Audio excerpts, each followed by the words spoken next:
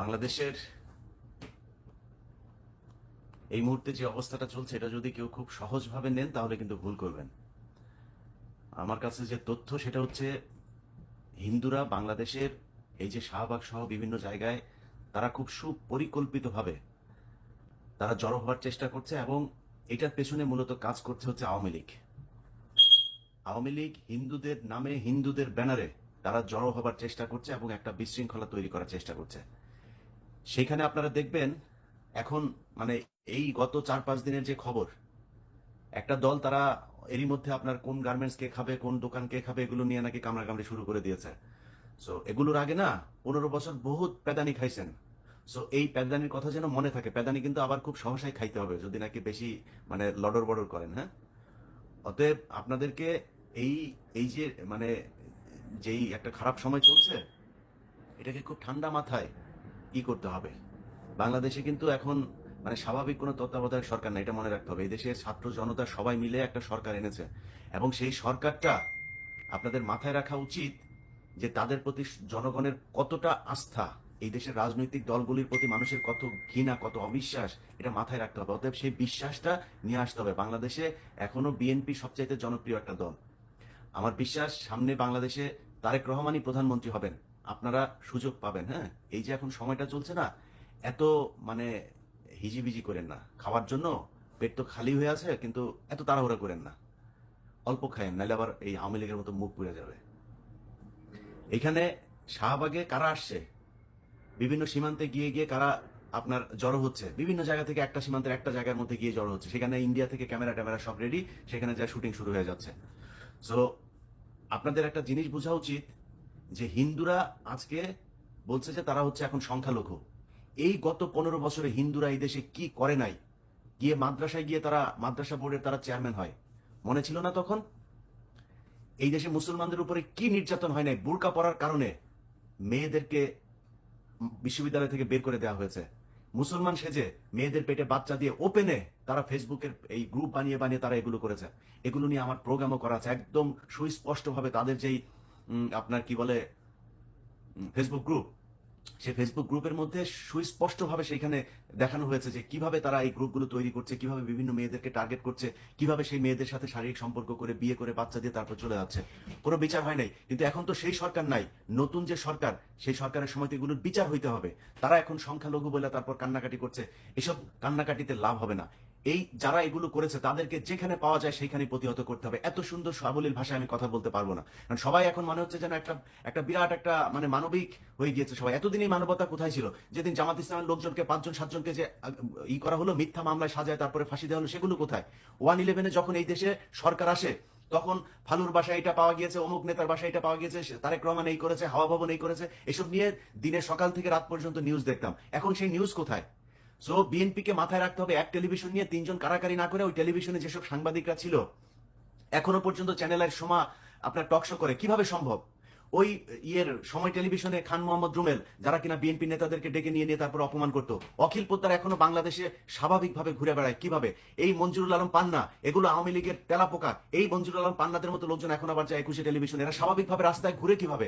2 দিন আগেও এই মঞ্জুরুল আলম পান্না আমাদের কনক সারোয়ার আমাদের বিরুদ্ধে তারা ফেসবুকে পোস্ট দেয়। কোন টেলিভিশন যদি মঞ্জুরুল আলম পান্নাকে নেয়, সেই টেলিভিশনের মালিক, সেই টেলিভিশনের প্রশাসন যারা যারা আছে তাদের বিরুদ্ধে অবস্থান নিব, আগেই বলে রাখলাম।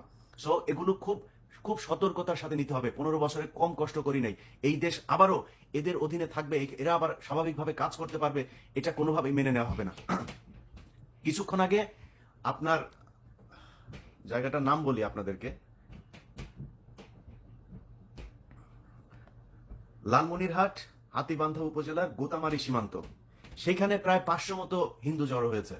তাদের সাথে নাই কোনো স্ত্রী, নাই সন্তান, মানে মনে হচ্ছে একটা মিছিলে গিয়েছে। সব যুবক ছেলেরা পুরুষেরা যায়, তারপর সেখানে হাজির। কি হয়েছে? তাদেরকে নাকি এখানে পেটাচ্ছে, পেটায় তারপর ই করছে।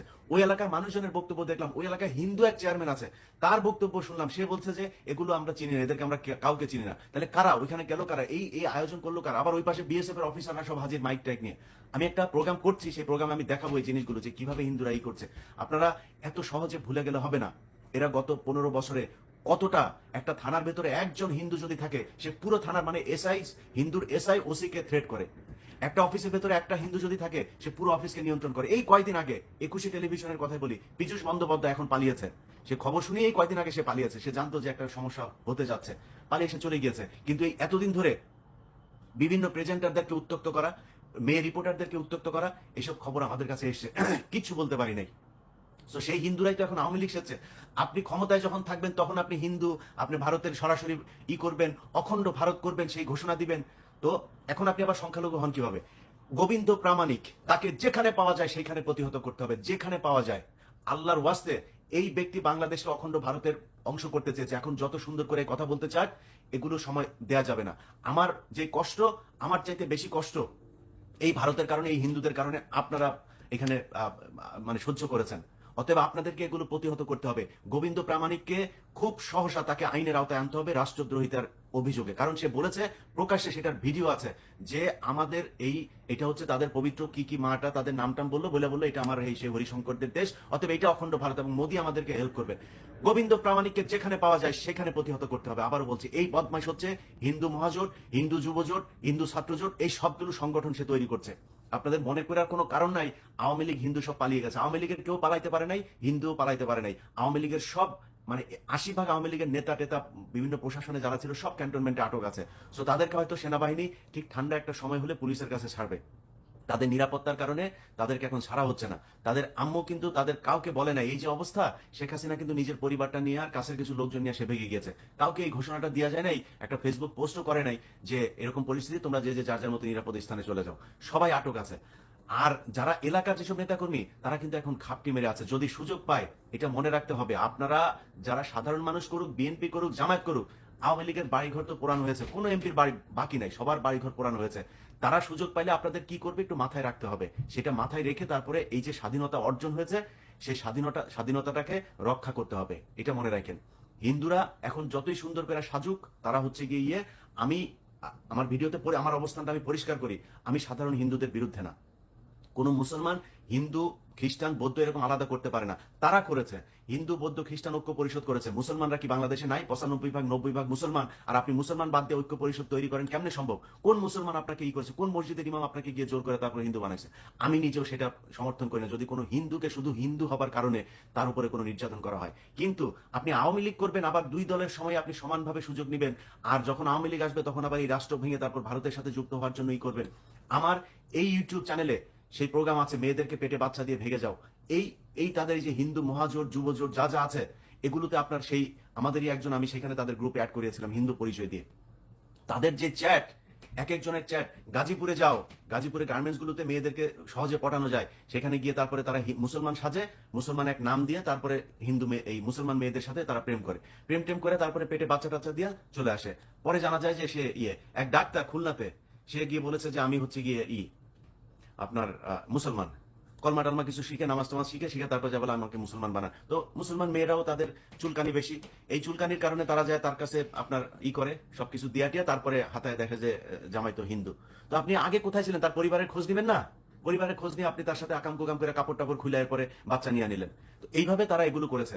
তো এগুলো যারা করেছে, তাদেরকে যেখানে পাওয়া যাবে সেখানে প্রতিহত করতে হবে। সাধারণ হিন্দু যদি কেউ মনে করেন আপনি সাধারণ হিন্দু, আপনি আমার ভাই, কিন্তু সেটার পরিচয় আপনাকে দিতে হবে, শুধু মুখে বললে চলবে না। এখন শাহবাগ সহ বিভিন্ন জায়গায় এই যে উগ্রবাদী ভারতের, অখণ্ড ভারতের স্বপ্ন যারা দেখেছে, যেই হিন্দুরা এখন এইসব সভা সমাবেশ করছে, তাদের যেখানে আছে সেখানে আপনারা যারা সাধারণ হিন্দু নিজেদেরকে দাবি করেন, তারা গিয়ে আপনারা সেখানে শান্তি সমাবেশ করবেন। আপনাদেরকে বলতে হবে যে এই দেশে মুসলমানেরা কোনো ধরনের নির্যাতন অত্যাচার করে না। এটাই ফ্যাক্ট। বাংলাদেশে কোনো মুসলমান ধর্মীয় কারণে কোনোদিন কোনো হিন্দুর গায়ে হাত তোলে না, কোনো হিন্দু মেয়েদেরকে ধর্ষণ করে না, কোনো হিন্দু মন্দির করে না।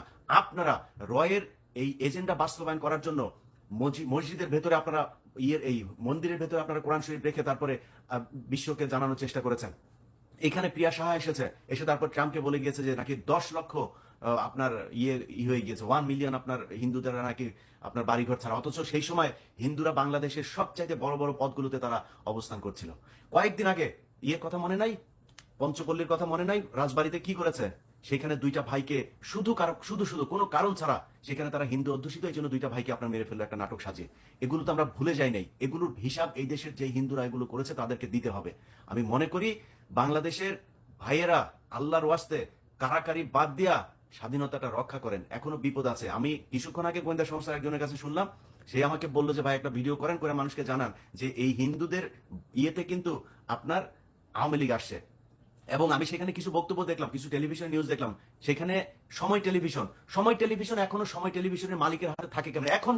এখন যা দখল করেন, ওইখানে যেই কয়টা ছিল সব কয়টা বাদ। খান মোহাম্মদ রুবেল, তারপরে এই যে শেখ হাসিনা নিউজগুলো যেগুলো করতো, তুষার আব্দুল্লাহ, যা যা আছে সব বাদ যাবে, নতুন লোক সেখানে কাজ করবে, বহুত সাংবাদিক আছে। এই সময় টেলিভিশন সেখানে শাহবাগে যায় যে ভিডিও করছে, আপনারা নিউজগুলো দেখেন সময় টেলিভিশনে, মনে হচ্ছে সে রিপোর্টার না, সে রয়ের একজন এজেন্ট, হিন্দুদের একজন প্রতিনিধি হয়ে তারপরে উস্কানি দেওয়ার চেষ্টা করছে।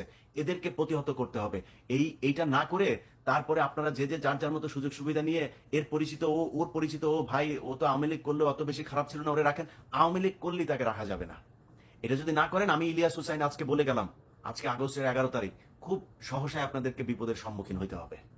আর সেনাবাহিনীকে বলবো, সেনাবাহিনীর আপনাদের প্রতি আমাদের সম্মান, আপনাদেরকে আমরা ভালোবাসি, আপনাদের কারণেই এই বিজয় অনেক সহজ হয়েছে। আপনারা না করলেও বিজয় এটা আসতোই, কিন্তু আপনাদের কারণে এই বিজয় সহজ হয়েছে।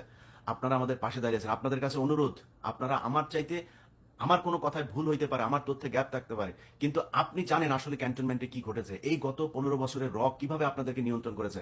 আমি মনে করি আপনাদেরকে মালদ্বীপের মতো খুঁজে খুঁজে একদম প্রতিটা রয়ের সদস্য, যারা যারা রয়ের হয়ে কাজ করেছে, তাদের বিরুদ্ধে ব্যবস্থা নেওয়া।